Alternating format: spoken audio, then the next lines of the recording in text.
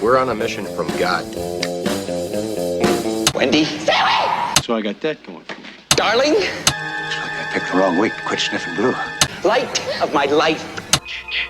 We enjoy your films. I am a human being. I thought they smelled bad on the outside.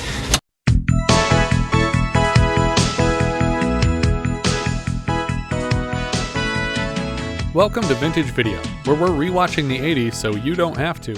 We'll be reviewing every major film release of the 1980s in real time, overanalyzing what you've seen and spoiling what you haven't. I'm Patrick O'Reilly. I'm Jesse Bayless. And I'm Richard Wells. And today marks the 40th anniversary of the release of Flash Gordon on December 5th, 1980. It was written by Lorenzo Semple Jr., based on an adaptation by Michael Allin, with characters by Alex Raymond, directed by Mike Hodges, produced by Dino De Laurentiis, and released by Universal Pictures. August of 1928 marked the first appearance of Philip Francis Nolan's Buck Rogers in Amazing Stories magazine. 5-ish years later, William Randolph Hearst's King Features wanted a franchise to rival Buck Rogers and got in touch with Edgar Rice Burroughs, intending to purchase the rights to John Carter of Mars, but they could not come to an agreement. Instead, staff artist Alex Raymond was charged with developing their own space-age superhero. Raymond borrowed several story elements: an approaching planet threatening Earth, an athletic hero, his girlfriend, and a scientist traveling to another planet by rocket to stop them, from Philip Wiley's 1933 novel When Worlds Collide.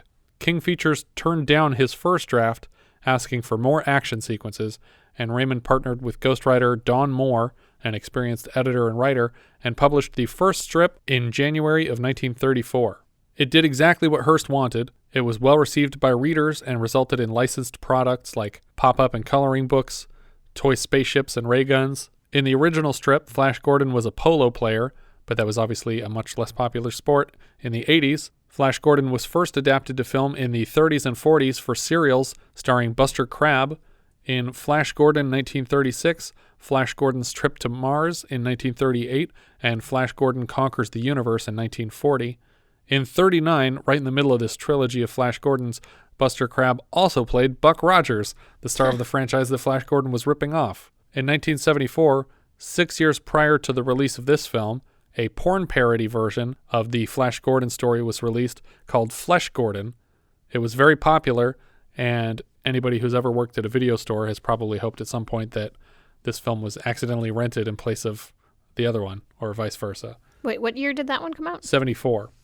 That was prior to this one. Yes. Okay, so it was just a general parody on the character, because I didn't know. It followed the story of the serials, which is basically the same as the story of this movie. Okay, yeah, I haven't seen it, and I just assumed that it was a direct parody of this movie. No. But it's just a general. Yeah, okay. just the Flash Gordon origin story.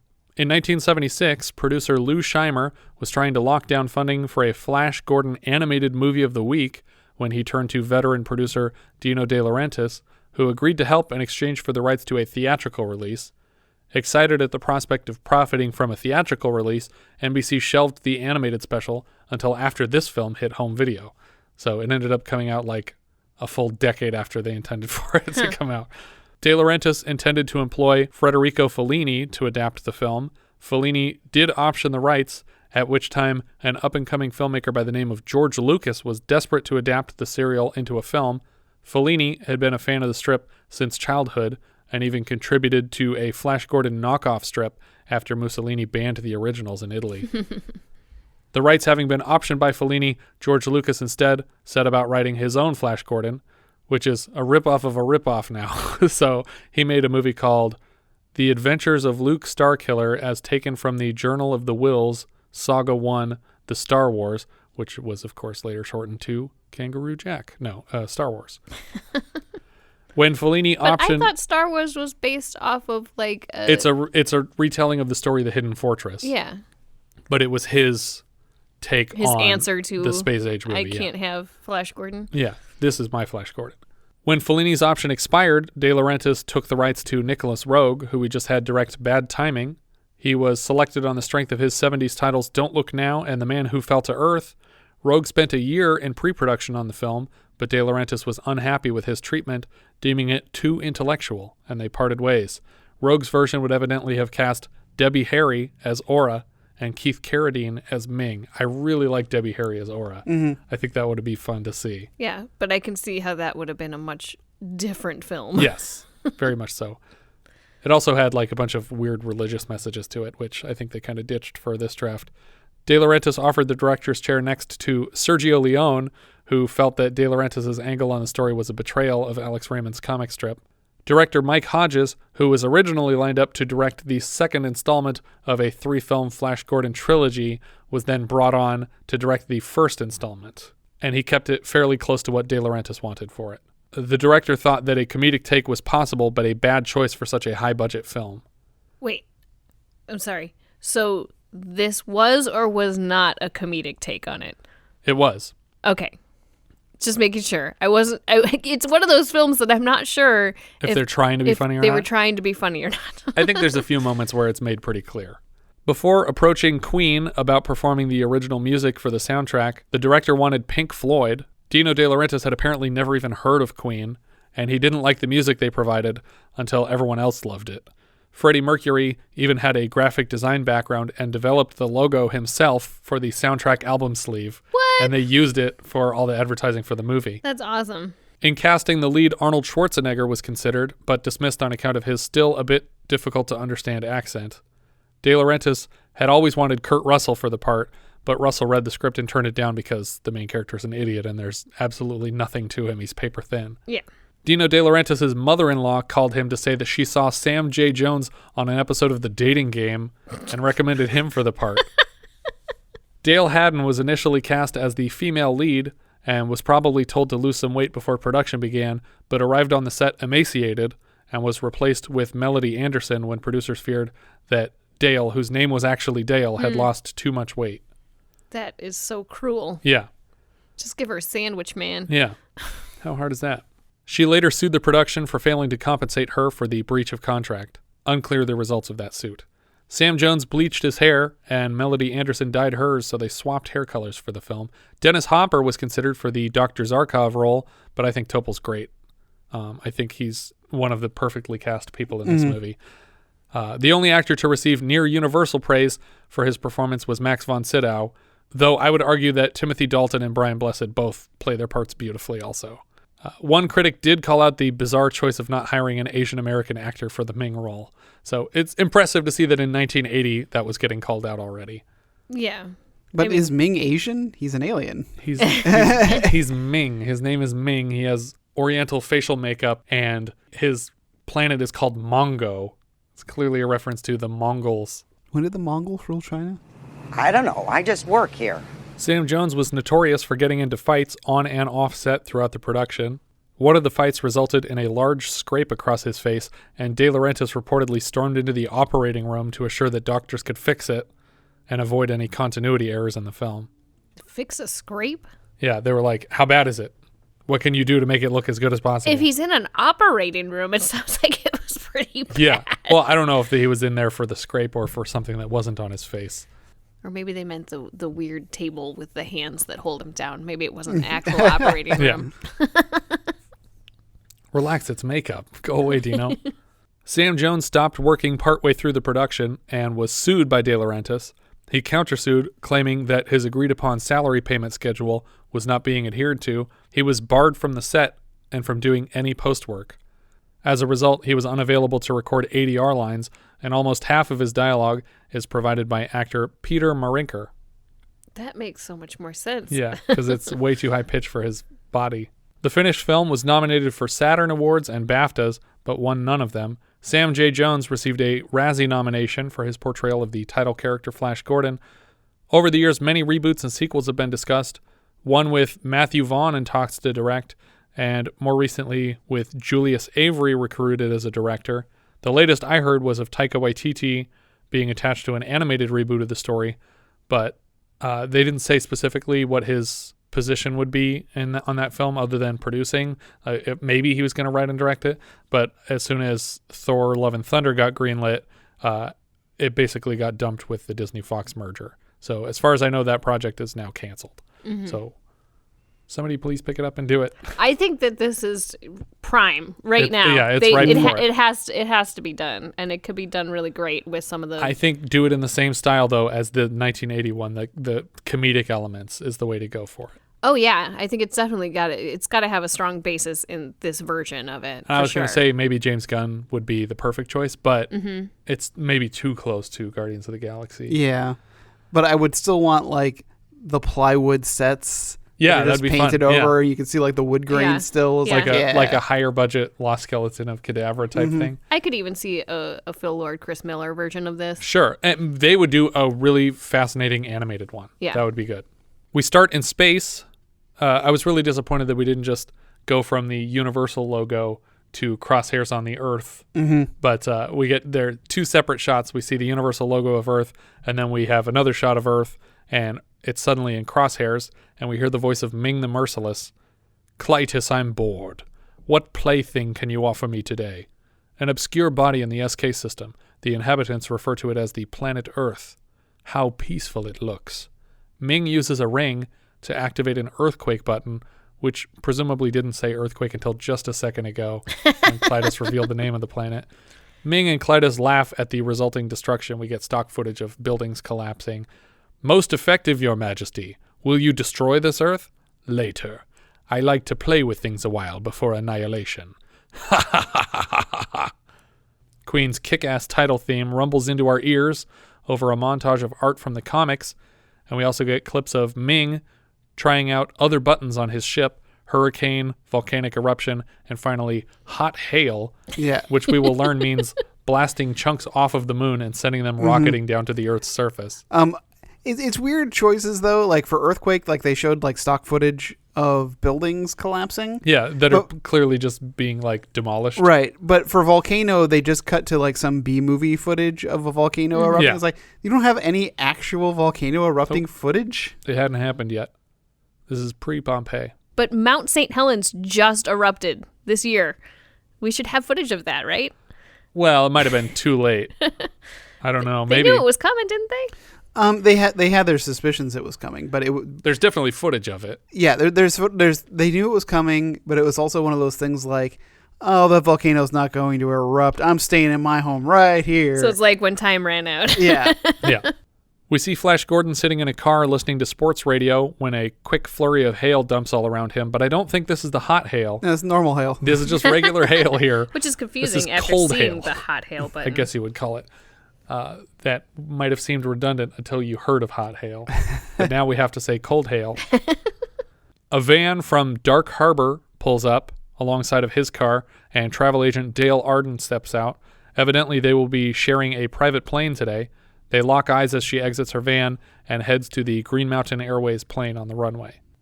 Standing by the plane is a very young Robbie Coltrane, ready to load their luggage. This was only his second film. The plane takes off as the real hot hail begins to fall. They look like smoldering balls of red-hot rock. The pilots run into some turbulence as the disembodied voice of Ming laughs at them. Flash pops into the cockpit to ask what's going on, and one of the pilots, who we just saw reading a People magazine with Flash on the cover, makes a football joke. Nothing serious. Nothing you'd want to toss a third down pass through either.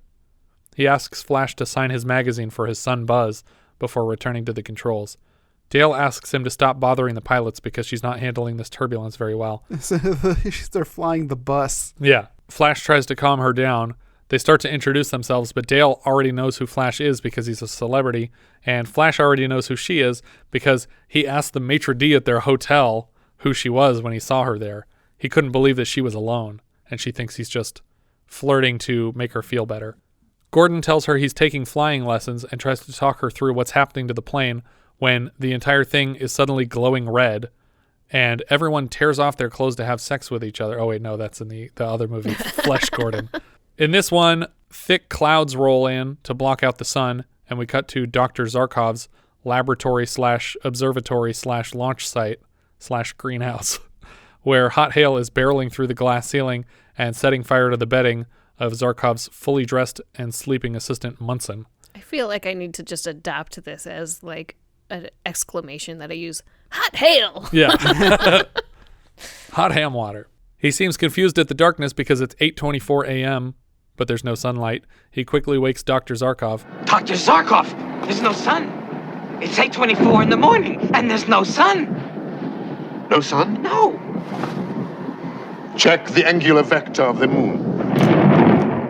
A news broadcast playing on a television in Zarkov's lab provides some exposition. Dr. Zarkov was dumped by NASA for his predictions of an invading force from space. It seems from today's readings that he was less crazy than anticipated.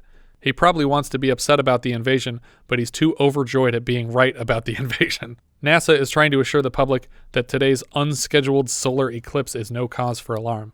When his assistant confirms that the moon is 12 degrees out of orbit, Zarkov is very excited. What do you find? The moon out of orbit? By more than 12 degrees. This must be a mistake. That's no mistake. It's an attack. Hot hail continues blasting into the lab, and Zarkov recognizes the rocks as moon fragments somehow. He tells his assistant Munson that they will solve this problem from space, and Munson is less than eager to board Zarkov's untested spaceship. For extra convincing, Zarkov pulls a gun on him and says, Get your toothbrush and whatever.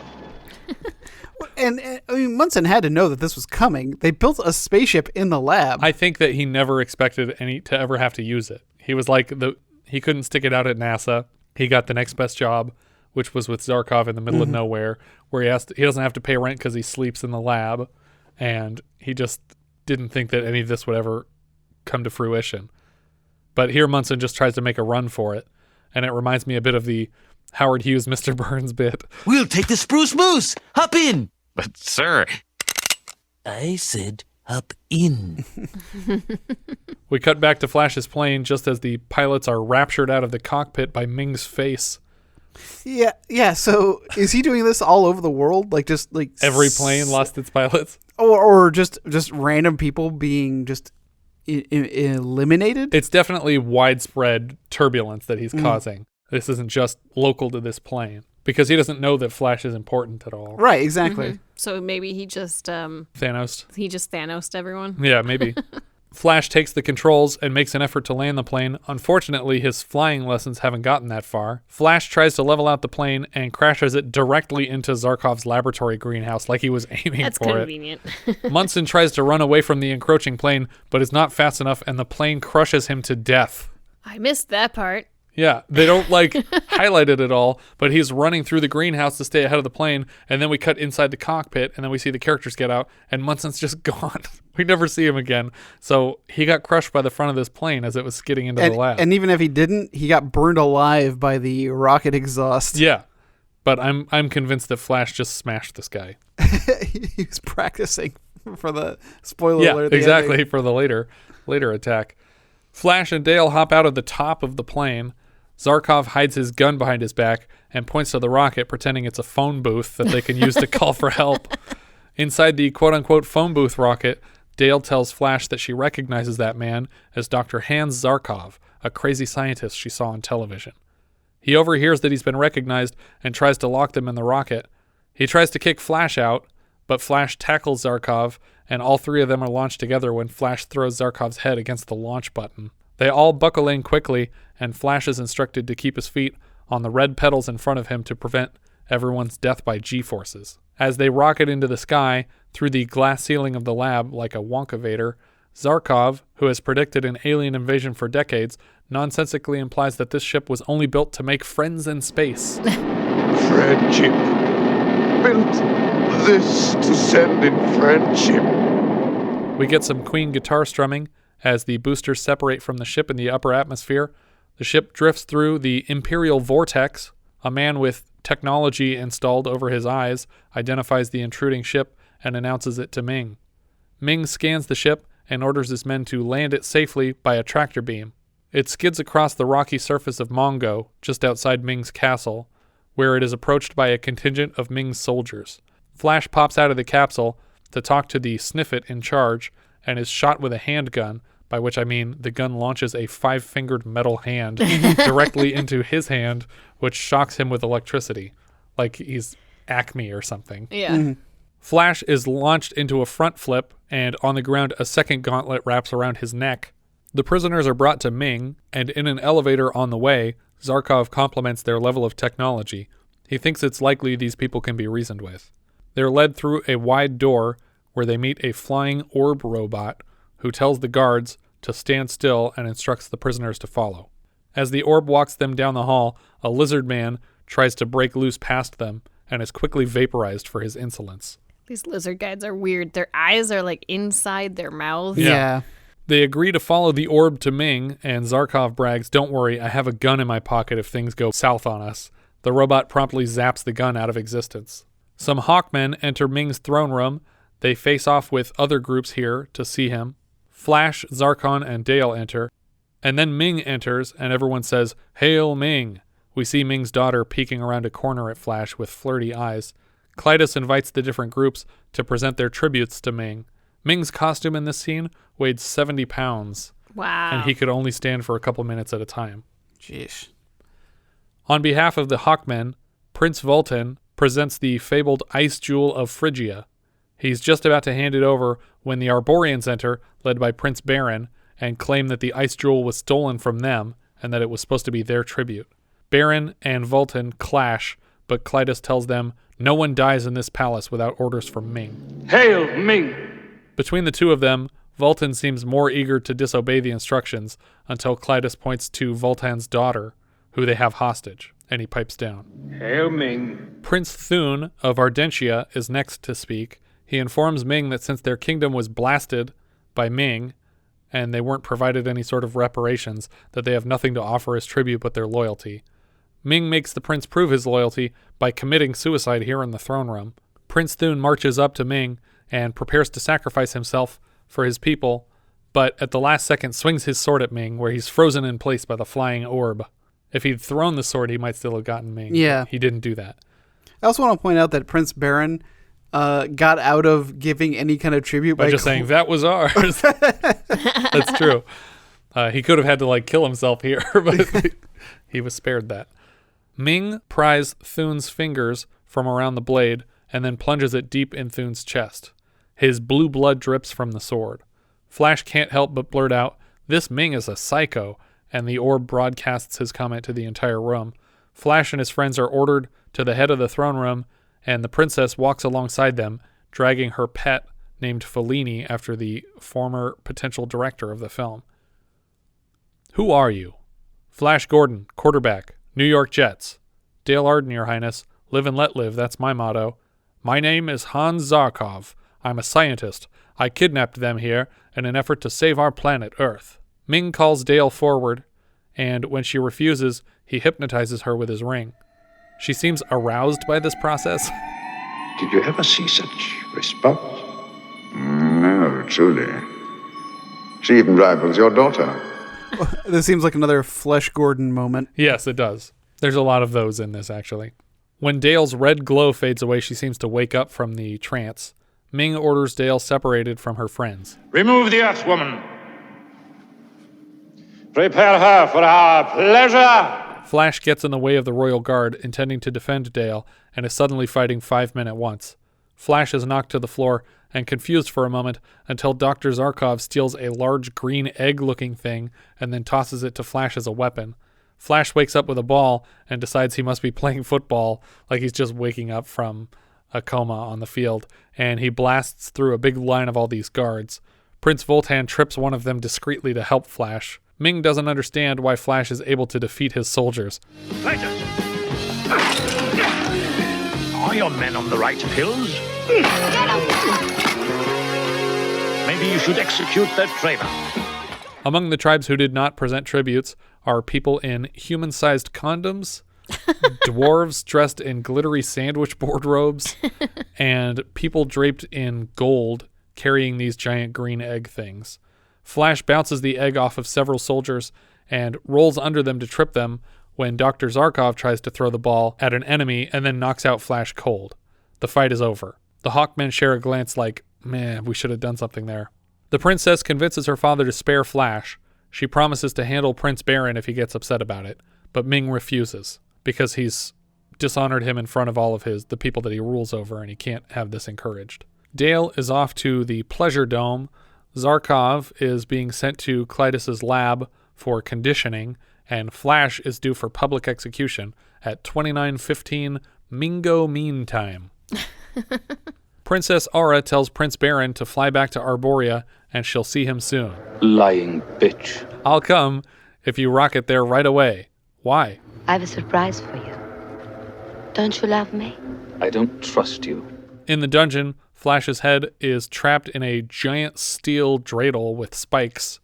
He demands to see the governor, of all people, for some reason. I demand to see the governor! And for his final request, Flash asks to see Dale, and Klytus concedes. Yeah, that's what I thought you were going to ask for. Send her in here. With a zap of his laser pointer, he removes Flash's helmet so you can actually see her while they talk.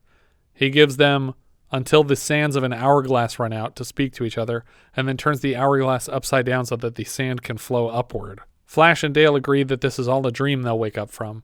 But if it's not, Dale has to do everything. Save the world, please. Ming has 2 sets of personal guards, half in red, half in blue, with Judge Dredd helmets and M. Bison-looking uniforms. A parade of drummers lead Flash to the small transparent dome where he is to be executed. He's wearing a tight golden Speedo. The guards in the funeral parade are wearing red cloaks with hoods and golden skull face masks.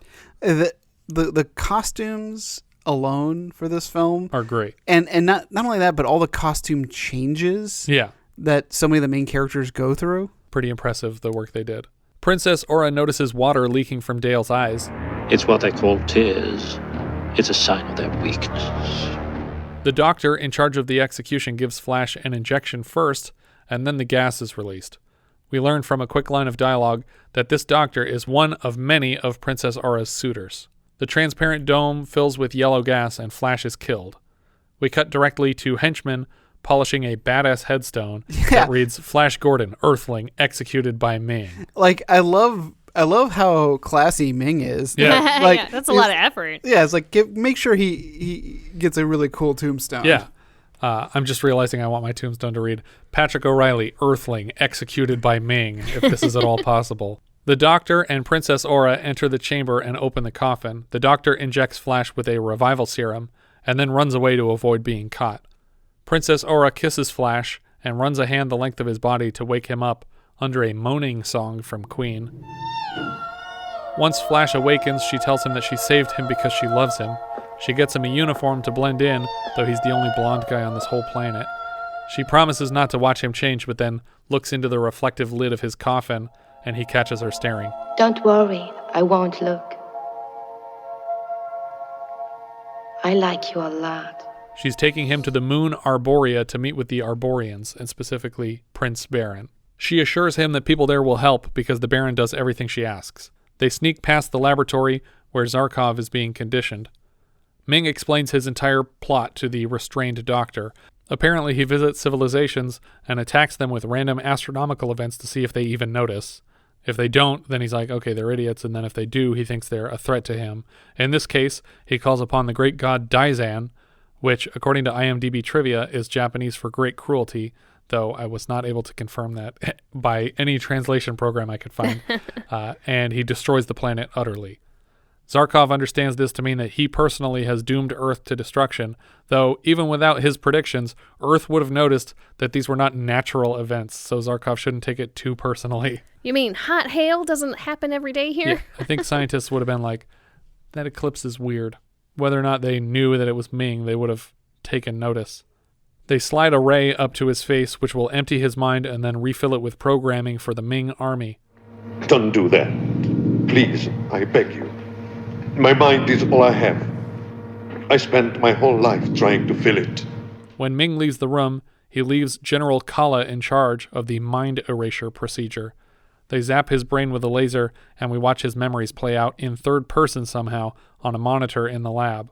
We see him working with Munson, resigning from NASA, even though we heard he was fired, moving through a park with his wife Linda, and then he and his friend, as a joke, threw his wife in a pool, and she couldn't swim and she drowned. Yeah. So Zarkov killed his own wife? What the hell? It's called manslaughter. It's a woman slaughter. But when it's not intentional. Oh, well, we don't know that. But we see him fishing her dead body out of this pool.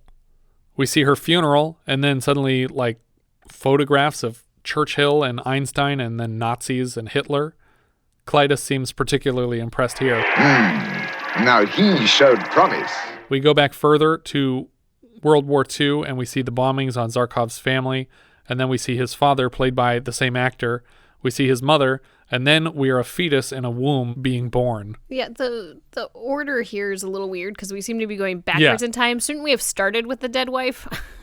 and not seen her thrown into the pool and then her funeral? Yeah, well, I also think it's weird that we see the fetus, and then we see it being born, and then we're back as a fetus. Mm-hmm. Yeah. So it's like... Yeah, we had a false alarm. I got half born once. Put me back in. It's memento rules. Yeah. Where the movie's going backwards, but you keep seeing it in 10-minute forward segments. Yeah, just so you can understand what's happening, even if the character's not supposed to. Klytus tells Kala that Zarkov's mind can only hold up to level 3 programming, but when he leaves, she demands he be programmed to level 6, either intending to destroy his brain or confident he'll survive the procedure. This seems an uncharacteristic move for this person because she seems hyper loyal throughout the rest of the movie, and this seemed like a semi-insurgent. She's hyper loyal to Ming, not to Klytus. And there were scenes that were cut that implied that the two of them are kind of head-to-head fighting for the role of second in command. Okay. And so they're always trying to outdo each other. But what were the implications of actually going to level 6? Because I feel like this has no payoff. Yeah, it doesn't really. I mean, one way or another, like he doesn't fail to be, leveled up, or he doesn't successfully get to level 6. I don't know what happens to his mind. I'm confused. We cut to Flash with Princess Aura in the rocket to the Moon Arboria. She's teaching him how to fly the ship, but also making out with him, so he's unable to concentrate. They float past these rocky chunks in the sky, and Flash asks what it is, to which Princess Aura responds, "That's the planet Aquaria." I feel like planet is the wrong word, because we're still in the atmosphere of the planet Mongo, and these things are like cone-shaped rocks. They're not in the clouds. It's not planets. And also, Aquaria is a bad choice for something that couldn't possibly hold water because it's just an oddly shaped rock. I think it's as much the planet Aquaria as the planet Alderaan is when the Millennium Falcon arrives and it's just rocks. Yeah. They take a left over Phrygia, the frozen planet, to find Arboria. Her father keeps all these different territories at war with each other so they don't fight him. She offers one day to take Flash to her moon, called Cythera. More like Cythera. That's what they should have called it in the Flash Gordon movie, but they don't make a syphilis joke in there because they're dumb. In Dale's royal chambers, she is brought a green fluid by one of her chambermaids and asks what it is. It'll make your nights with Ming more agreeable. Will it make me forget? No. But it will make you not mind remembering. Dale just starts chugging this stuff and even compliments the flavor. She's like, all right, whatever. Like, she seems throughout the whole movie completely ready to marry Ming and be a good wife to him. Yeah. Back on the ship, Princess Aura prepares to send thoughts telepathically to Barin, letting him know that they're coming, when Flash says, hey, can I send some thoughts to Dale? Let her know I'm alive? And when Princess Aura refuses, he just tries to crash the ship until she's like, okay, fine. What are we going to do? Okay, here. Let me put on your helmet. And then you just think the stuff to her. And somehow Dale is able to send messages back without any equipment on her end. Yeah. But she's ecstatic to learn that he's alive. Flash continues sending thoughts to her and punctuates every sentence with over as though they're talking on walkie-talkies. I feel like after chugging a whole gallon of this green liquid, I wouldn't trust anything that I'm experiencing. That's true, yeah. Where are you? In a rocket, racing to Arboria to get help. Are you okay? Over? All through this conversation, Princess Aura is just kissing Flash all over his face, and he accidentally thinks to Dale, oh my God, this girl's really turning me on. I didn't quite get that. Think it again. Forget I thought it. It wasn't about you. Over. What? Good save. Like, the one part you didn't have to say was, it wasn't about you. Yeah. Because then she would have just thought you were being flattering. But then at the last second, you're like, oh no, it's definitely someone else. It's when you send the wrong text to somebody, it's like, oh, sorry, that text was meant for someone else. Yeah. But it was like something really revealing or provocative. They end the call with one another as a chambermaid enters with a second pitcher of roofies, and this time Dale shares it with the chambermaid so they can trade costumes. A pair of henchmen quiz the conditioned Dr. Zarkov on his official title. Agent Zarkov, number 2133 of the Imperial Anti-Insurgent Espionage Group. Hail Ming! Good. So something got into his brain. Yeah, but like, spoiler alert, we find out that he's not actually brainwashed. Been programmed. So he just got more knowledge. That's but all he got. must know something because he's playing along convincingly. Yeah, he should know more about how their palace works. Well, and this is why I thought initially that the female general was trying to pull some play on the side. Oh, okay. Because his first response is Hans Zarkov, and he realizes... And then they're like, who? And he's like, Agent Hans Zarkov. Yeah, he has to correct himself because he is pretending. Yeah. But he didn't make up number 2133 of the Imperial Anti-Insurgent Espionage Group. Right. The Moon of Arboria looks like a forest on the inside of a destroyed moon. It's like a half of a sphere, and it's concave and just completely filled with trees. It looks like a mix between Dagobah and Endor when they get closer to it. Ming enters Dale's chambers, ready for love, and finds the chambermaid wearing Dale's outfit, but with her head under a pillow. Next, she knocks out a Sniffet guard and takes his gun. Then she uses the gun to take out 3 more Sniffet guards. Before she leaves, she grabs her high-heeled shoes so that she still has a coordinated outfit later. Weirdly, though, these shoes, which I thought were provided by Ming, along with the rest of her outfit, have a brand name stamped on the sole. These are Rain high-heel shoes that they didn't bother to Greek for the film. So they're just a brand name that maybe Ming bought all these uniforms for the chambermaids on Earth.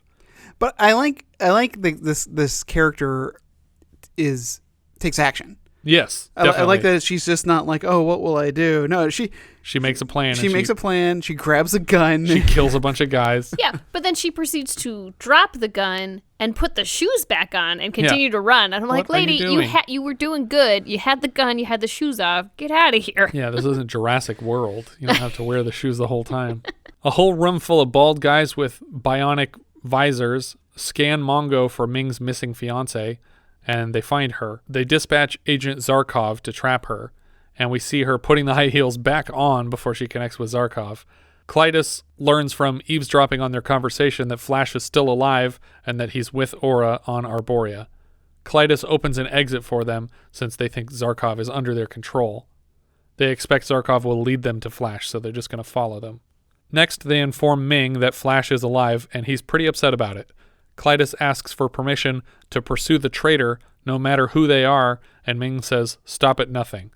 Flash and Princess Aura arrive at Prince Barin's den in the middle of an initiation ceremony. A group of Arborians are banging sticks against a tree stump, and they dare a young man to place his arm into the stump. This is the test of manhood, and if he's stung by the monster within, he will die quickly from its poison unless he begs for death. The kid chooses poorly and is stung right away, and he demands Barin kill him, and Barin just obliges without a second thought. Prince Barin is ecstatic to see Princess Aura is here until he learns that she's brought along the resurrected Flash Gordon. Welcome back from the grave. I knew you were up to something, though I confess I hadn't thought of necrophilia. All I want you to do is keep him for me until my father has said his way with Dale I'll Arden. keep him for you, all right, in my larder. Barin orders Flash drown in a swamp with a bunch of prisoners. His men lead Flash away, and Princess Aura negotiates for Flash's life. We cut back to Zarkov and Dale on a rocket bike leaving Ming's palace. Zarkov confesses that he was never brainwashed because he protected his mind by reciting Shakespeare, the Talmud, and Beatles music. It armored me, girl. They couldn't wipe those things away. Suddenly they're captured by a team of Hawkmen. Before Flash and the other Lizardmen and Hawkmen prisoners are lowered into the swamp, he makes one last effort to convince Barin that they should team up against Ming, and it doesn't work. Princess Aura is splayed out on a platform with her arms and legs held down by gauntlets. There's just like hands in the four corners of this slate that she's laying on. They look highly ineffective to hold somebody down. One of her legs is like not even in the hand. General Kala is whipping her while interrogating her, or while Klytus interrogates her. She refuses to admit that she helped Gordon escape. Aura thinks that if her father knew about this, she'd have them all killed, and then learns that he's been standing there watching this whole time. They just turn on the lights in the hallway, and he's standing right there just like eating a snack out of a cup. Klytus calls for the boar worms to be applied, and we cut back to Arboria. Barin is second-guessing his commands for Flash's execution. His second-in-command, Fico, plays a flute and doesn't seem to care either way. He suggests that there must be a way to destroy the Earthling and keep faith with the princess. It seems like Barin's idea here is to free Flash, but then force him to kill himself by way of their rite of passage, reaching into the stump. They pretend to throw Fico into the sinking cage with Flash, and Fico tells Flash that he'll lead him to the weapons, that he smuggled a key in here, and they're both going to get out together. Princess Aura confesses everything after the boar worms are applied, and Ming commands that she be banished to Phrygia the day after his wedding. She has to stay there for 1 year to cool her blood. And then after that, maybe they can marry her off to someone who deserves her treachery, which I think is his way of saying that Klytus can marry her. Yeah. But Klytus is very excited about the plan. The princess will marry me. Please tell me that Klytus's name in Flash Gordon is Coitus. Klytus is not in the comics. He's the only character that's not from the comics. He's original to the film. 3 Hawkmen carry Zarkov and Dale to their Cloud City. It seems weird that you wouldn't just let them stay on the rocket bike and lead them there, because it's got to be painful for everybody dragging them through the sky like this. Dale thinks they're safer with Vultan, but he immediately sees them as a gift for Ming. The way Brian Blessed plays this character reminds me a lot of the similarly named Vulcan character played by Oliver Reed and Terry Gilliam's The Adventures of Baron Munchausen. Oh, yeah. Because as soon as they land in there, he picks her up and puts her on the table in the middle of all their food, and she's, doing a little spin for them. Zarkov reminds Vultan that he hates Ming. Vultan doesn't think that they can take Ming right now with their current weapons, maybe in a year. Dale informs them that Gordon has survived single-handedly, and Vultan says, "Gordon's alive?" Gordon's alive? Which is apparently such a popular phrase in the UK that it's like a regular part of conversation that people have. Zarkov tells them that Flash is in Arboria right now teaming up with Barin, and we cut back to Arboria as Flash is being surrounded by Barin, Fico, and their men, and being forced to reach into this tree stump. Him and Barin are taking turns playing Russian roulette with this thing and daring the creature inside to stab them. Barin reaches in twice and Flash follows, but on Flash's third reach into the stump, he pulls his arm out and requests that Barin kill him immediately. When Barin agrees to execute Flash, Gordon suddenly tackles into the ground with one of the cheesiest lines in the film. "Tricked you, Barin!" Tricked you, Barin? Back off! One move and you're looking for a new prince. It's a weird sound effect here. Barin calls off his men, insisting that he will follow Flash alone. Flash trudges right through a patch of quicksand and then disappears into it before grabbing a hold of a rubbery tree root and slowly pulling himself out. So this shot reminded me a lot of The Princess Bride because it's exactly what happens when Wesley pulls himself out of the quicksand. Is it a tree root or a vine or something? It's a vine, yeah. but literally like the same angle and the same sort of actions that he's taking. It's probably the same VFX people because the consistency of the quicksand looks the same. Yeah. I mean, I wouldn't doubt that this inspired that scene. Yeah. Just when he thinks he's survived this swamp, giant spider legs wrap around him from below, and there's also like these bladders inflating around him. Mm-hmm. They begin to pull him underground until Barin hits the spider with a laser blast from his tiny crossbow. Why would you do that? Just let the thing. You wanted him dead. Let the Yeah. thing eat him. You wanted him to die, and you wanted it to not be your fault. Right? And then he killed this monster so he could have kept his promise to Aura. And then immediately after that, he points the crossbow at Flash, like, all right, now it's time to kill you, to intentionally break my promise. But the Hawkmen arrive just in time to rescue Flash, although I feel like they would get there and be like, this doesn't seem like they're teaming up. Yeah. We're going to go back to our planet because this isn't what you described was going to be here. Well, that's probably what leads into the fight. Yeah. Because things aren't hashing out the way we wanted it. They take Barin and Flash to the Cloud City. Everyone heads to Vultan's kingdom. Barin is not happy to be taken prisoner by Vultan and reminds him of Article 17 of Ming's law, the right to trial by combat. Is there such an article? I'm afraid there is. What a damn nuisance! Dale enters the throne room and sees Flash and runs to greet him.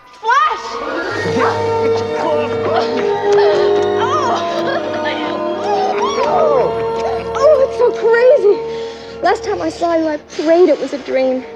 This time I'm praying it's not. Are you okay? I am now. Me too. Boy, have I got some crazy stories to tell you. Save them for our kids. Oh, I accept. Enough! Would you leave us alone?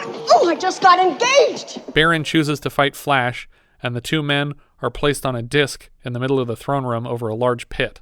Spikes routinely pop out of holes in the disc. Each man is provided with a whip on the platform, and Barin draws first blood from Flash as Vultan picks up a remote control to tilt and raise the spikes of the disc.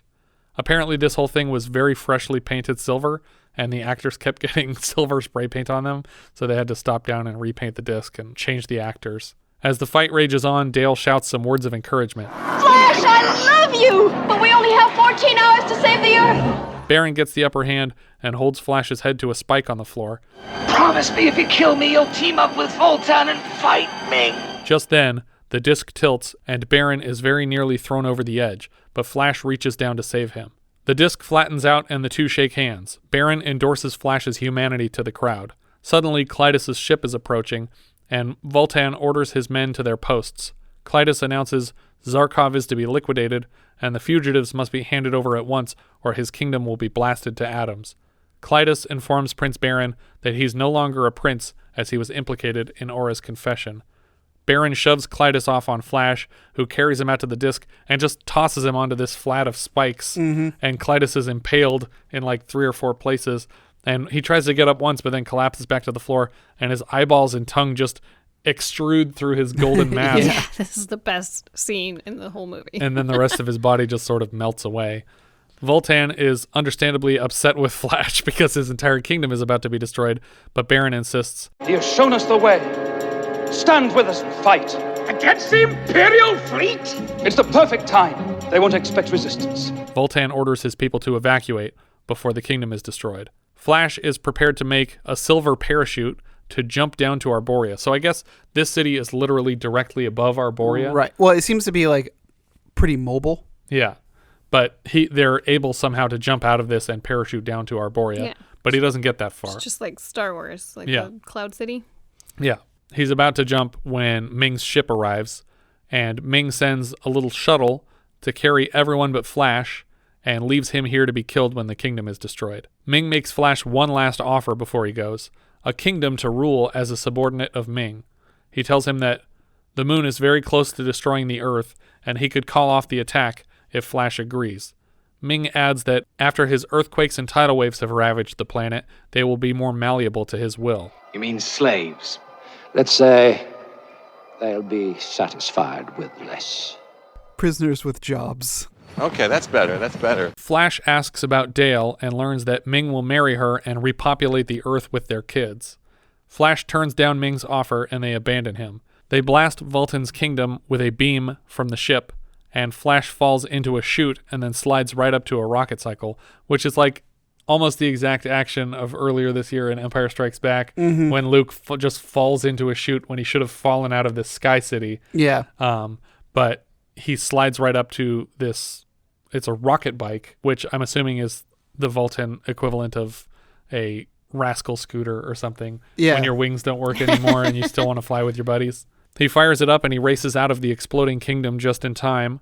For the second time, Dale is certain of Flash's death. The Hawkmen have collected in Arboria, and his men are saying, we need to join Flash's rebellion. But then Vultan says, it's too late. I can't join forces with a dead man.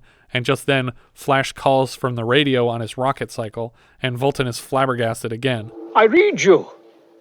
Where are you? Flying blind on a rocket cycle. Flying blind on a rocket cycle? They guide him to Arboria. In Dale's bridal chamber, she is preparing for the ceremony. Guards throw Princess Aura into the room, and they have a sexy pillow fight on a giant round bed. It's almost like My Brilliant Career levels of sexiness. Aura is trying to tell Dale that she's switched sides, and she convinces her when she breaks into tears. Aura gives Dale a powerful poison with which to kill her father Ming on their wedding night. Dale says, oh, I can't poison him. I promised to be a good wife. And this was in exchange for Ming sparing the lives of Barin and Zarkov. Why didn't she throw the Earth in there? Yeah, no, just those two. I don't care about anybody else. Aura points out that her father has never kept a vow, and Dale replies, I can't help that. keeping our word is one of the things that make us better than you. Dale is escorted to her wedding preparation and cries. I'm lost, Aura. Nothing can save me now. General Kala receives word from the Bionic Eyes guy that Flash is incoming, and she opts to handle it herself to avoid upsetting Ming on his wedding day.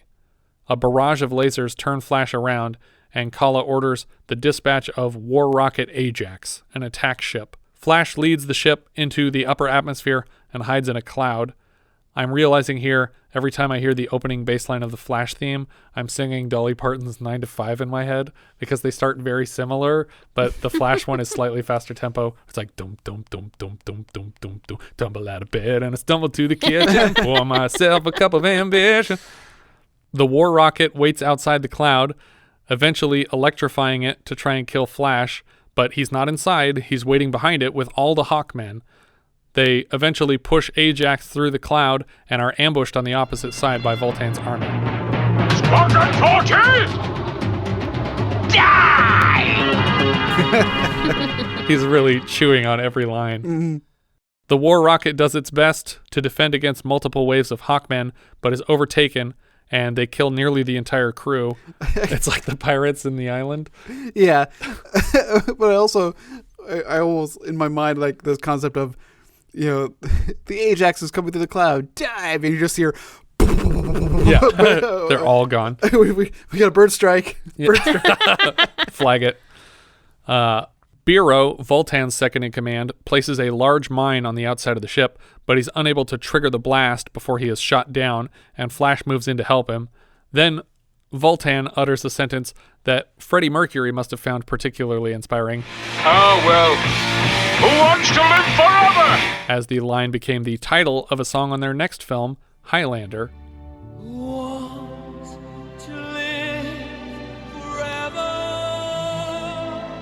Vultan sweeps in and helps destroy the soldiers on the ship. For this entire scene, apparently, Vultan and Flash both couldn't help but go pew, pew, pew every time they fired their guns. And they kept having to like reshoot things and change things up so that you wouldn't see their lips moving every time they pulled their triggers. Flash gets to Biro on the ground, who says, "They just winged me."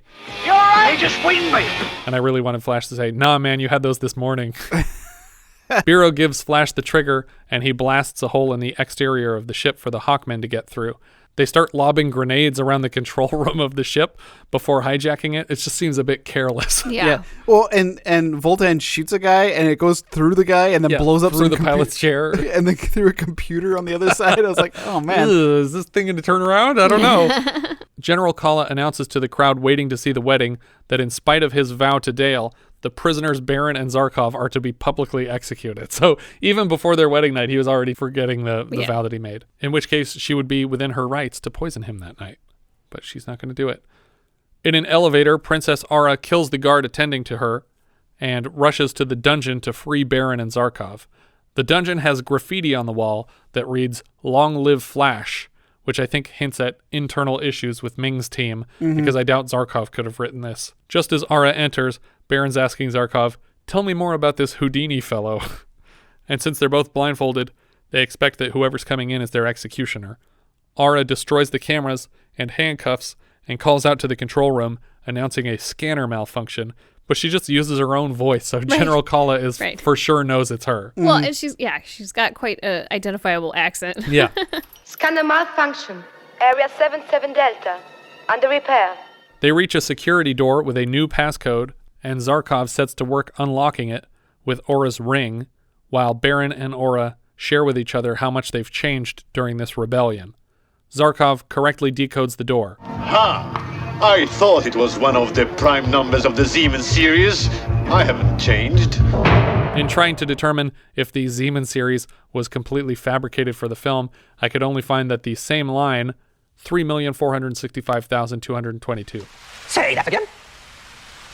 3,465,222. A prime number of the Zeman series was spoken by Kenneth Branagh in a 2004 movie called 5 Children and It. Not to be confused with that horrendous-looking 4 Kids and It movie where Michael Caine voices a magical CG monster on a beach that gets discovered by 4 kids. Do you remember that trailer? Yes. Yeah. In Five Children and It, Eddie Izzard voices the magical CG monster on a beach discovered by 5 children instead of 4 kids. Oh my goodness. Insanely, the 2 films are based on 2 different novels. What? But the 4 Kids novel is based on the 5 Children novel, which I didn't even realize book reboots were a thing. But the 5 Children novel was written by Edith Nesbit in 1902 as a children's book. And then in 2012, Jacqueline Wilson adapted the story to modern day for a new children's novel. And both books got films in the last 16 years. That's so weird. The 5 Children story also has a 1985 anime and a 1991 BBC series. This doesn't, I would have to go back and watch Stranger Things again. This doesn't have to do with the number that they use to unlock the Russian. No, that was like Avogadro's number or something, wasn't it? Was it? Okay. Yeah. I couldn't remember. It was some math number. Yeah. But it was one that we know. It wasn't a made up one. That's true. Flash is in the captain's chair of War Rocket Ajax as he leads a flock of Hawkmen to Ming's palace. Flash sets a timer indicating Earth has less than 4 minutes until the moon destroys the planet. They tune the ship's radio to the wedding ceremony, and Queen's Here Comes the Bride comes blaring out of the radio.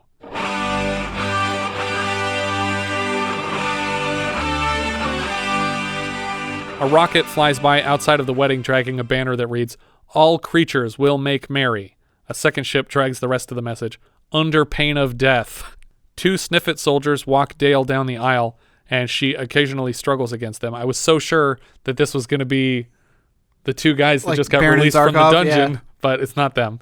General Kala gets word that Ajax is returning, but comms are off for some reason, but she's 100% on top of it. She's like, "Are they on proper approach pattern?" And he's like, "Well, no, now that you mention it." And they're like, "Fire at them. Fire at them. It's my responsibility. Blow that up." It's like Rick and Morty. He's a spy. Blow him up. I'm going to go take a shit. But they start firing on the war rocket, and they charge the lightning field, which is like a big force field of spiraling lightning around the palace. She seems like a very competent general. She announces to the entire planet of Mongo not to be alarmed by the laser blasts, that it's all a salute to His Majesty's wedding. And even Ming believes this. Like, he hears the announcement, he's like, "Oh, that's so nice of them." Vultan urges Flash to bail when the laser barrage gets really intense, but Flash says that there's no way that the rocket will hit their target if he doesn't keep flying it. He asks Vultan to tell Dale that he knows it would have been good, and Vultan ditches to lead the Hawkmen. Yeah, but he has got a great departing line. That must be one hell of a planet you men come from! Not too bad! Vultan declares today is Flash Gordon's day. I really wanted to go back through the film and figure out exactly what day this is so we know when Flash Gordon Day is. But there's not a lot to go off of. We see Barin and Zarkov break into the war room where all the guys have their tech specs on, and they demand to be taken to Ming. Barin lasers a gun out of General Kala's hand, and when she refuses to cooperate, Zarkov tells Barin to steal an imager, one of the techno goggles off of the bald guy's faces. And when he tears off the goggles, we see springs and wires are embedded in the optical orbit. There's no eyes. It's literally physically connected to their brains probably.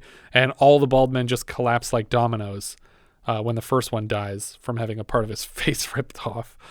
Kala tries again to attack, and Barin lasers her in the gut. This time she just melts into black blood on the floor. The man in charge of the laser blasting system phones in on a video screen to announce that Ajax is still approaching, but will surely be destroyed. And then Barin gets his Han Solo moment when the man asks for General Kala, and he just fires a blast into the video screen. Whatever, boring conversation anyway. Zarkov wants to shut down the lightning field to save Flash, but Barin says, "There's no time. I'm heading to Sector 9. It's like, I don't know what Sector 9 is, but it turns out that's where you go to turn off the lightning field. Yeah. So I don't know why he said that at all. Zarkov moves to the controls for the palace. There has to be a way of deactivating the lightning field. Bump, bump, bump, bump, bump, bump, bump, bump, tumble out of bed and stumble to the kitchen. Barin kills 15 more Sniffets on his way to the wedding. Ming reads his vows. You promise to use her as you will? Certainly. Not to blast her into space? Until such time as you grow weary of her? I do. I do not! Less than 2 minutes left on the Earth clock. The entire bridge of Ajax is on fire except for Flash's chair. Barin finds the man at the switch for the lightning field and shuts it down. Still dealing with the light laser fire, Flash is able to shoot back into the windows of the wedding ceremony, needlessly risking the life of Dale. Because he can't see what he's doing. The wedding guests scatter as Ajax comes crashing through the windows and impales Ming with its nose cone. Ming bleeds green as he slides off the cone, and there's about 20 seconds left until the moon hits the Earth according to the timer. So for sure, no matter what anyone says moving forward, the Earth is irreparably destroyed. Well, but even at the beginning of this film, this moon was already like 16 degrees off of where it's supposed to be. I mean, I don't think that unless you went and specifically did something to reverse what was happening, there was no saving Earth in this scenario. Yeah, if Majora's Mask taught me anything, is that the moon doesn't have to be all that close. But then that game didn't teach you anything. I rage quit that game. I don't know. You know what? People really liked this Ocarina of Time game. Let's put a clock in the top corner, and if you don't finish the game in time, then you have to start over. Flash chases down Ming with an enormous golden sword. He demands that Ming save the Earth, or he will die, and Ming has some solid last words here. You pitiful fool. My life is not for any earthling to give or take. Ming collapses and then disappears with a red glow into his power ring, which falls to the floor, clearly still alive. Pick up this ring, you idiot. The floating orb approaches Flash, and he draws his sword again, but it seems to have switched sides. Long live Flash! And I realize this thing is responsible for the dungeon graffiti. The bots must have revolted first. The orb tells him that he has saved the Earth to cheer him up about the certain complete destruction of Earth. Everyone alive celebrates Ming's death. Barin is named the King of Mongo, and Vultan is appointed General of the Armies. Barin invites them to stay, but Dale says she's a New York City girl, like that still exists. A flock of hawkmen take to the skies to spell out the word thanks in the sky, and then the word flash, in case they were curious who you're thanking. Yeah. We see an insert of the ring on the ground as a glove snatches it up, and we hear Ming laughing. Who picked it up? Everybody on his team was dead. Some gloat guy. I don't know. Or gal. I mean, it would have to be Aura, right? She was up on the stage with Barin. Everybody else is dead that could possibly have turned on them.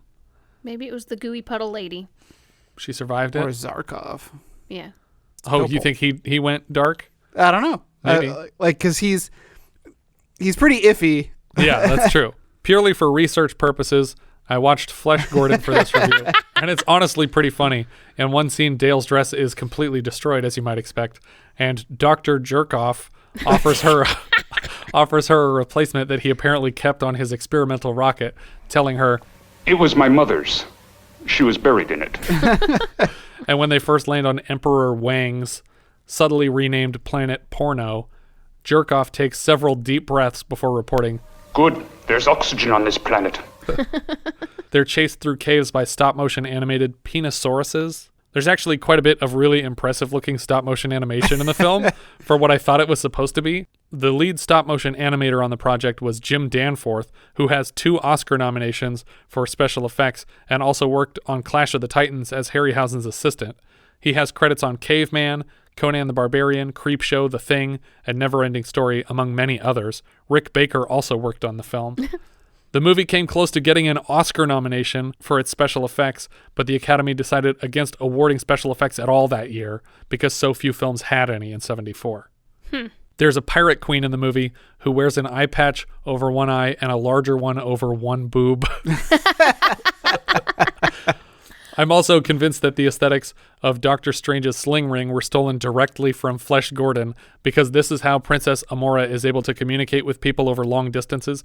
A circle opens up in the sky with sparks circling around it, and she just talks through the circle. There's a really nice Blu-ray transfer, and I'd honestly recommend it to anyone looking for some of the silly fun from this film with slightly lower production value and significantly less clothing. Emperor Wang is the one for me. Without him, the planet Porno would be ever so forlorno. Our director here was Mike Hodges. His first feature was Get Carter, the original Get Carter. And just before this, he had written and went uncredited as the director of Omen 2. He also wrote and directed an adaptation of Michael Crichton's The Terminal Man. And after this film, he wrote and directed something called Black Rainbow, with Rosanna Arquette, Jason Robards, and Tom Hulse. Writer Lorenzo Semple Jr. Also wrote 120 episodes of the Adam West Batman series and the 66 Batman. I think he didn't write that many episodes, but he has writing credits on them for characters that he created. But he also wrote the 66 Batman feature film, and he wrote Pretty Poison for A Change of Seasons fired director Noel Black. He wrote Papillon, The Parallax View, The Drowning Pool, 3 Days of the Condor, The 76 King Kong with our previous film's DP, Richard Klein. After this, he wrote Never Say Never Again, The Connery Bond from '83. The adaptation here was done by Michael Allin, who wrote the screenplays for Enter the Dragon with our previous film's composer, Lalo Schifrin. Also, the story for I'll Be Home for Christmas, starring JTT. Characters by Alex Raymond. He's obviously credited in all previous adaptations of Flash Gordon, except for Flesh Gordon, even though Flesh Gordon just used the name Dale Arden without changing it at all. I feel like he should get one character credit for that. He also gets character and creator credits for the full Jungle Jim franchise, which saw 8 feature films released in 6 years, all starring Johnny Weissmuller, who's best known for leading the Tarzan films. Producer Dino De Laurentiis has 185 producer credits, including Fellini's La Strada, Danger Diabolique, Barbarella, Death Wish, 3 Days of the Condor, The 76 King Kong, and Orca, before Flash. Yeah. As impressive a resume as that already was before the 80s, after The Flash, he produced Halloween 2, Ragtime, Conan the Barbarian, The Dead Zone, Dune, Cat's Eye, Year of the Dragon, Raw Deal, Maximum Overdrive, Manhunter, Blue Velvet, Army of Darkness, U-571, Hannibal, Red Dragon, and Hannibal Rising. Because he had the rights to Manhunter. Right. And so he made Silence of the Lambs sequels with them. The music here was provided by Queen. Impossible to sort through all of their music credits on IMDb, but this was the first film they had provided a full set of original songs for. The second was Highlander, and the title song from that film, I said, is probably a reference to Vultan's line in this one. DP Gilbert Taylor, he was the DP on Doctor Strangelove, A Hard Day's Night, The Omen, and Star Wars A New Hope. Sam J. Jones was Flash Gordon. Right out of high school, he served in the Marines. After completing his services, he moved to Seattle, intending to play for the Seattle Seahawks, but was turned down and played semi-pro for their practice team, the Flyers. At the same time, he began modeling, appearing in a full-frontal Playgirl spread in '75 under the name Andrew Cooper III. Flash was his second film after 10 in 1979. Jones splurged his paycheck for the film on fancy cars and houses, relying on an income he expected from a contracted second and third Flash Gordon film. But his relationship with producer Dino De Laurentiis had so soured by the film's close, and the film underperformed expectations, so the sequels were dropped. He worked mostly TV jobs through '85 and returned to film as the lead character Gordon in a movie called Jungle Heat. His career was essentially resurrected by Seth MacFarlane when he played himself in Ted in 2012, Mark Wahlberg's character having been a lifelong fan of this film, and many of the film scenes are parodied within Ted. Yeah. Thanks, Flash. There you go, my friend. Thank you. Death to Ming! Yes! His next feature was something called Fury of the Fist and the Golden Fleece, wherein he plays a character named Flash. So he's played himself, Gordon, and Flash since playing Flash Gordon. It sounds like a low-budget Expendables type of film, but listen to this cast. Danny Trejo, Jason and Jeremy London, Sean Whalen, Sam Jones, Michael Dudikoff, Bill Goldberg, Richard Grieco, Ron Jeremy, Ernie Reyes Jr., Tiny Lister, Michael Winslow, Jack O'Halloran, Chuck Zito, Tommy Davidson, Don Wilson, and Don Fry. Do you remember Don Fry? That's like the American guy that was a wrestler in Japan and was in a couple Godzilla movies. He's awesome. Sam also recently starred in a documentary called Life After Flash that tells you more about his life after this film. Melody Anderson played Dale Arden. This was her first film, and she comes back as Janet Gillis in Dead and Buried next year. In the early 90s, she played Natalie Marlowe Dillon in 61 episodes of All My Children. Max von Sydow was Emperor Ming. He began his career working with Swedish director Ingmar Bergman in films like The Seventh Seal, Wild Strawberries, and The Virgin Spring. His career in American film began largely as Father Merrin in The Exorcist, and then as Jobert in 3 Days of the Condor from the writer of this film. After this, he would take on similarly epic roles, such as King Osric in Conan the Barbarian, Brewmaster Smith in Strange Brew, Blofeld in Never Say Never Again, an uncredited role in Ice Pirates, Dr. Kynes in Lynch's Dune, the voice of Vigo the Carpathian in Ghostbusters 2, though he goes uncredited in that film. He's Judge Fargo in Judge Dredd. He's Papanow in The Diving Bell and the Butterfly. He's Lor San Tekka in The Force Awakens. And his last big thing was his appearance as the Three-Eyed Raven on Game of Thrones. And he passed away in March of this year, 2020, not 1980. Topol plays Dr. Hans Zarkov. He's best known for his appearance in Fiddler on the Roof, and he also appears as Milos Colombo in For Your Eyes Only. Ornella Muti played Princess Aura. She has mostly Italian films outside of this, and she's also Sofia Provolone in Oscar with Sylvester Stallone. Timothy Dalton played Prince Barin. He was Agatha Christie's husband Archie in Michael Apted's Agatha in 1979. He was first considered for the role of James Bond back in '68 when Connery first quit. He turned it down because he was in his 20s and not prepared to take on the role from Connery, obviously. Pierce Brosnan was all set to take over the role of Bond from Roger Moore in the 80s after the cancellation of his series Remington Steele. Unfortunately for Brosnan, the publicity of his being chosen as Bond caused the ratings for Remington Steele to pick up, and NBC decided to renew it after all, and they wouldn't let him out of his contract, so Eon Productions went back to offer the role to Dalton a second time, and this time he accepted. He got 2 films, The Living Daylights and License to Kill, before they went back to Brosnan for GoldenEye. Dalton's outings are underrated to be sure, but we'll get to them in their own time. Of all of the Bonds, I think Timothy Dalton by far has the best non-Bond films. He later appeared in The Rocketeer, Hot Fuzz. Brosnan would appear in the third Cornetto film, The World's End, and in the Toy Story universe, Dalton provides the voice of Shakespearean actor toy Mr. Pricklepants. Mm-hmm. He is currently Niles Calder on Doom Patrol, which I've only seen a little bit of, but it seemed fun. And what was that? Penny Dreadful was a big thing for him? Was he on that too? Yeah.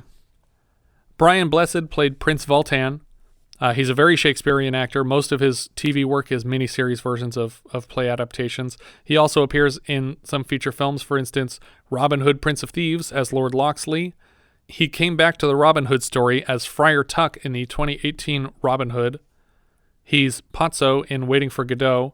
He's Hamlet's father in the Branagh 1996 film. He's Boss Nass, the voice of Boss Nass in The Phantom Menace. And he provides the voice of Clayton in Disney's Tarzan. But he's probably best known as Atticus in the first of 2 MacGyver TV movies, MacGyver Lost Treasure of Atlantis, where he's basically just playing the John Rhys Davies character. Mm-hmm. Peter Wyngarde was Klytus. I don't recognize a lot of his credits, but he was the only one that was totally original to the film. And I liked the character. He's in The Innocents, but his character has no real speaking part. Yeah. I figured if they were going to cover his face, it probably wasn't an actor whose face I would recognize. Mm-hmm. Mariangela Melato played General Kala. Again, I don't recognize many of her credits. They're mostly Italian, but she is beautiful, and her character is actually gender swapped from the one in the comics. Originally, Kala was the king of the Shark Men, which I honestly cannot wait to see whatever that looks like in the remake. In the meantime, we'll just have to settle for King Shark in James Gunn's Suicide Squad next year. John Osborne played the Arborian priest. He has an Oscar for writing Tom Jones in 1963, which would also take home the Oscars for Best Music Director and Picture. Richard O'Brien played Fico or Fico. He was Riff Raff in the Rocky Horror Picture Show. And Flash Gordon was there in silver underwear. And came back for the sequel Shock Treatment, but as a different character, Dr. Cosmo McKinley. He's also Pierre Lepew in Ever After, and Mr. Hand in Dark City. Yeah, Mr. Hand. I recognized him immediately. I mean, it doesn't help. It helps that he's bald in this as well. Yeah. But I was like, oh, that's Mr. Hand. Yeah. Well, I thought he looked familiar, and then he started speaking, and I'm like, you cannot. That voice is unmistakable. He also provides the voice of Lawrence Fletcher in 96 episodes of Phineas and Ferb. John Hallam played Luro. He's P.C. McTaggart in The Wicker Man. He's the red-headed Baron in Robin Hood, Prince of Thieves with Brian Blessed, and Tyrion in Dragon Slayer. He's also Lamson in Life Force. Philip Stone played Zogi, the High Priest. That's the guy who's marrying them. He played Grady in The Shining earlier this year. He's also Alexander DeLarge's father in A Clockwork Orange, and he's Captain Blumbert in Temple of Doom. William Hootkins played Munson, the assistant to Dr. Zarkov, who was crushed by an airplane. We just had him as Colonel Taylor in Bad Timing, and he'll be back for Sphinx next year. He's Major Eaton in Raiders, the guy who says top men next year. He's Harry Howler in Superman 4. He's Eckert in Burton's first Batman. He also appeared in the Young Indiana Jones Chronicles as Sergei Diaghilev, who we saw earlier this year in the movie Nijinsky. In the episode, Indiana Jones is friends with Picasso, who gets him a job working on Diaghilev's ballets to track down a trio of spies. The episode is actually directed by Terry Jones. I think I'd want to watch that one. He's also Porkins. Oh, is he? Star Wars. Oh, there you go. Stanley Labor played Mongan Doctor. That's the guy who illegally brought Flash back to life. He also appears in Superman 4 as General Romoff. John Morton played airline pilot. He's Rebel Force Dak in Empire Strikes Back earlier this year, and he's Nate in Superman 2 next year. Burnell Tucker played the other pilot. He's a rebel officer in Empire, NASA man in Life Force, Secret Service man in The Omen, and agent in Superman 1. Robbie Coltrane played the man at the airfield who loaded all their luggage before their fateful flight. He plays Rune in Krull. He worked opposite Brosnan's Bond in GoldenEye and The World Is Not Enough, but he's probably best known for playing Hagrid in the Harry Potter films. His role in the film was briefly considered for Buster Crabbe, who played Gordon in the original serials, but someone from the cast and crew who found out about that called Crabbe to tell him before Dino De Laurentiis decided against it. And so they had to call him back and say, oh, yeah, never mind, they're not doing that. He's also really great in the Neil Jordan movie Mona Lisa. Oh, okay. It's starring Bob Hoskins, but he's in it quite a bit. John Hollis played Klytus Observer number 2. That's the guy who gets his eyes ripped out. He's a Krypton Elder in Superman and Superman 2. He was also Lobot earlier this year in Empire Strikes Back. He's basically second in command for Lando Calrissian. So a lot of this was shot in England, yeah, because you're getting a lot of these supporting British actors. Yeah. The guy with his ears covered with stuff in the Cloud City, but here his eyes are covered, so hopefully there's something where his mouth is covered with technology so we can get the See No Evil, Hear No Evil, Say No Evil trilogy. Paul Bentall played Klytus's pilot. He played Jacob in First Night, and he plays Eddie Marson's dad in The World's End. Bogdan Komanowski played the lieutenant of Ming's Air Force. He played Klotkov in A View to a Kill with Roger Moore. George Harris, Prince Thune of Ardentia, the guy who gets stabbed and has blue blood at the beginning. In the comics, he's the king of the Lion Men. Again, someone remake this, please. I want to see that. He was Katanga in Raiders of the Lost Ark next year. He's Morty in Layer Cake with another James Bond, Daniel Craig, which I think establishes a connection to every James Bond actor over the course of this cast. He's also Kingsley Shacklebolt in the Harry Potter films. Deep Roy played Princess Aura's pet. Yeah, unmistakable. Yeah. Like when they showed him, it was like, like oh, there's Deep Roy. It took two frames. Yep. It just was like, there's Deep Roy. He doesn't age. No, he doesn't. The same. That's crazy. It's crazy how he doesn't age. He plays Teeny Weeny, the writer of The Racing Snail and Neverending Story. He's Keenser in JJ's Star Treks. He's General Bonesapart, the voice of General Bonesapart in Corpse Bride. He's all of the Oompa Loompas in Burton's Charlie and the Chocolate Factory. He's an Egyptian guard in Transformers Revenge of the Fallen, Mr. Soggy Bottom in Big Fish, and he's the Tin Man in Return to Oz. He's also uncredited as Droopy McCool in Return of the Jedi. I don't know who Droopy McCool is, but that was my nickname in high school. Now, Droopy McCool has to be one of Max Rebo's... Not Max Rebo. Who's the band from Return of the Jedi? Queen? No, it was Max Rebo. That was right. Why'd you second guess yourself? Frederick Warder played Special Movement. I don't know what that means, but he was 004 in The Living Daylights.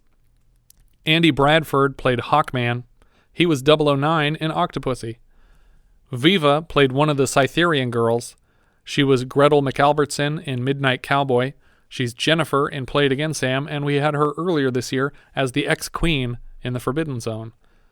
Malcolm Dixon played a dwarf, one of the dwarfs at the opening ceremony where they're presenting their donations to Ming. He played an Ewok warrior in Return of the Jedi. He's in the Goblin Corps in The Labyrinth. He played Strutter in Time Bandits and an Oompa Loompa in the original Willy Wonka. He also played a member of the band in Nelwyn in Willow.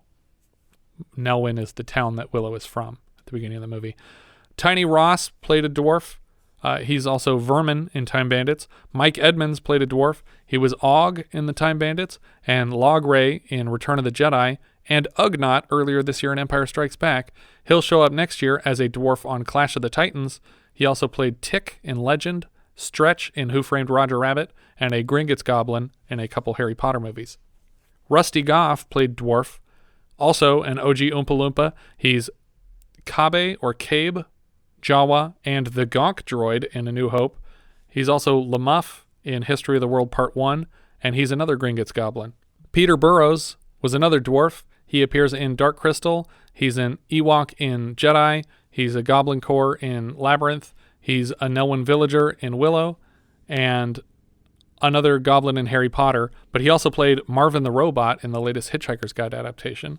And Kenny Baker, the last dwarf I'll mention here, he was R2-D2 in all the R2-D2 stuff. He was a plumed dwarf in Elephant Man earlier this year. He's Fidget in Time Bandits, and he's another member of the band in Nelwyn in Willow. Yeah, so it's like we have almost a total Time Bandits reunion. Yeah. We're just missing Rappaport and Jack Purvis. That's crazy that Jack Purvis isn't in here, because he's like one of the bigger names of the whole group. Right. Other than Kenny Baker, probably. I'm still hung up on Deep Roy playing the Tin Man in Yeah. Return to Oz. I have to watch it again. I realize it's not TikTok. Yeah, I'm saying he's not TikTok. No, he's not TikTok. He's the Tin Man. I just don't remember the Tin Man being in it at all. Speaking. No, I do remember he doesn't speak. Wait, so he's in that costume? He's in the costume. But the costume is like tall. It's tall, and the neck is too thin for a human neck. He's just in the body of it. But the legs don't. The legs are skinny little like. It doesn't walk around a lot. Okay, it's for scenes where he's puppeteering so from he's inside. Literally just in the chest puppeteering arms. Yeah. Mm-hmm. Weird. Yeah. I mean, again, Kenny Baker in R2-D2. I guess. Yeah. I mean, that makes sense. Yeah, Kenny Baker's not even really doing anything because someone else is piloting the thing. Did he even have to be in it? Probably turns the head. Yeah, I think he turns the head and just does that. Yeah, it's real. It's like it's an art. Being able to turn this head slightly to an angle that doesn't matter to anything. This is a big thumbs up for me. This is my first time seeing this. Oh, really? Okay. Yeah, I wish I had watched it a little bit grander because I watched this on my computer. Sure. And like not my laptop, which is much smaller. I have a nice big monitor for my desktop. Yeah. But still, I wish I would have given this film a little bit of a grander experience. Sure. And maybe that's probably should be true about a lot of the movies that we've watched. But yeah, this is definitely a thumbs up. Everyone was in on it. Like everyone. I don't think they were. No? But it feels like they are watching the movie. But I think there's a few people here that are just trying to be in a real action adventure movie. And they don't get the joke. But there was also a big language barrier because half the cast was Italian and half of them were English speaking. Yeah. I give it a thumbs up. This is also the first time I've seen this movie. Yeah.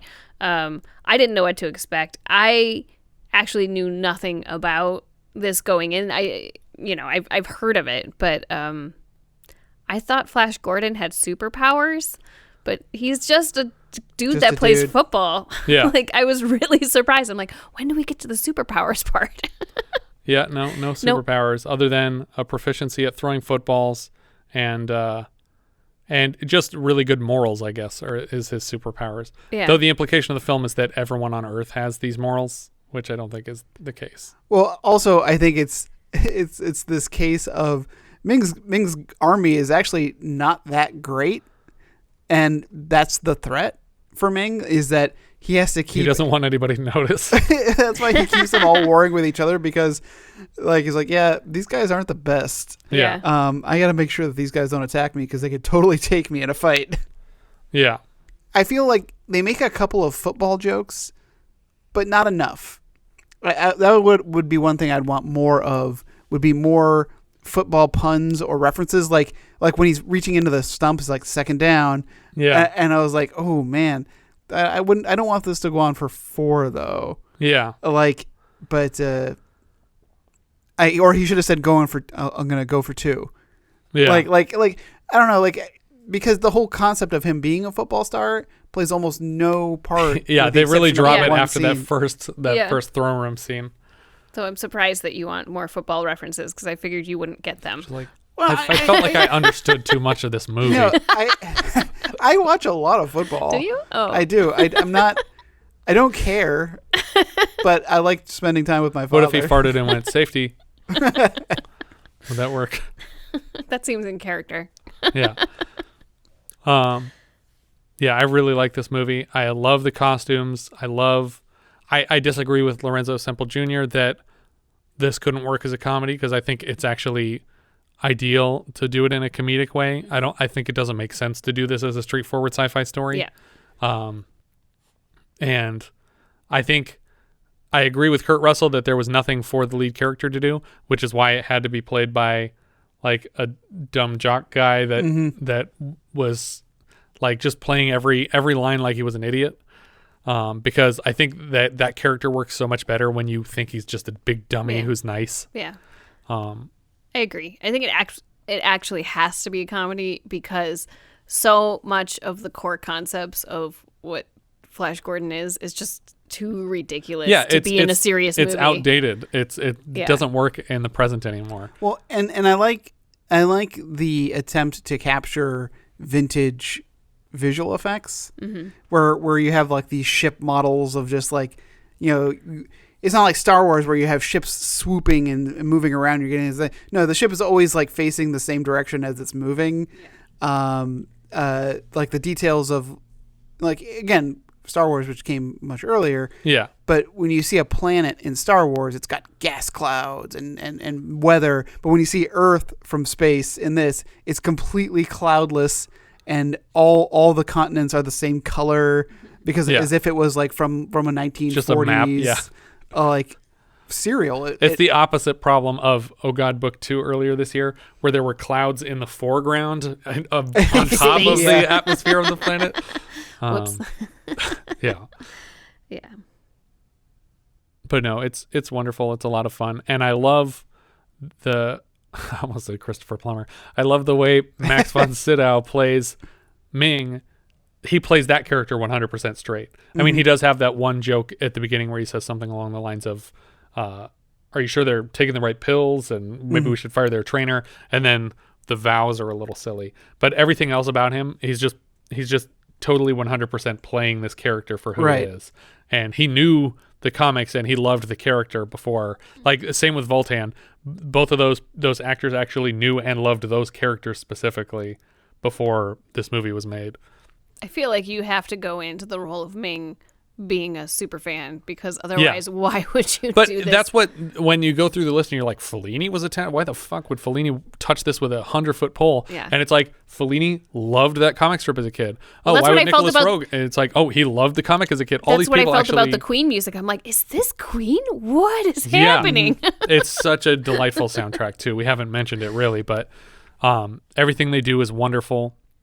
And Howard Blake, I think is the guy's name, that did the orchestral composition for the rest of the movie. Obviously great work, but the Queen stuff just really puts it over the top. I think without that, this movie is not nearly as well remembered as it is. I do think that had Arnold gotten the part, that this would be an even bigger film than it is. Because I think he could still play the like sort of dumb guy that's the hero, especially if you bleached his hair blonde. But it would be such like a talking point. And people would be like, how have you not seen Flash Gordon? It's Arnold Schwarzenegger's like first big movie. Right. But yeah, it's a lot of fun. That's basically what I have to say about it. It's a really, really fun movie that I could put on almost any time. The first act does have some pacing issues, but once it gets going, it's nonstop. Yeah. I kind of think of things like Mom and Dad Save the World. It reminds me like of things that came after this. Yeah. I don't know if you've seen Mom and Dad Save the World. I haven't. It's very much done in this style. I feel like this is something that needs to come back. I can't believe it hasn't been rebooted between 1980 and now. In the last 40 years, nobody has touched this, because this movie wasn't like well received by critics. came out in 1980. It cost between $20 and $27 million to make, and it made its money back in the U.S. just barely, but then it blew up in the U.K. They loved it. So it turned a considerable profit, enough to warrant making a second movie. I think that if Sam Jones hadn't gotten in such a fight with Dino De Laurentiis, we would for sure have at least 2, if not 3 of these. And I would love to see a second and third of these with this cast coming back. Mm-hmm. Not now, but... No, but I would love... that's one of the things I'm going to ask my AI to just print a Blu-ray for me. Mm-hmm. When it gets that... Deep fake all of this. Yeah. I could just be like, hey, Siri, show me what the next 2 Flash movies would have looked like. And they'd be like, boom, here you go.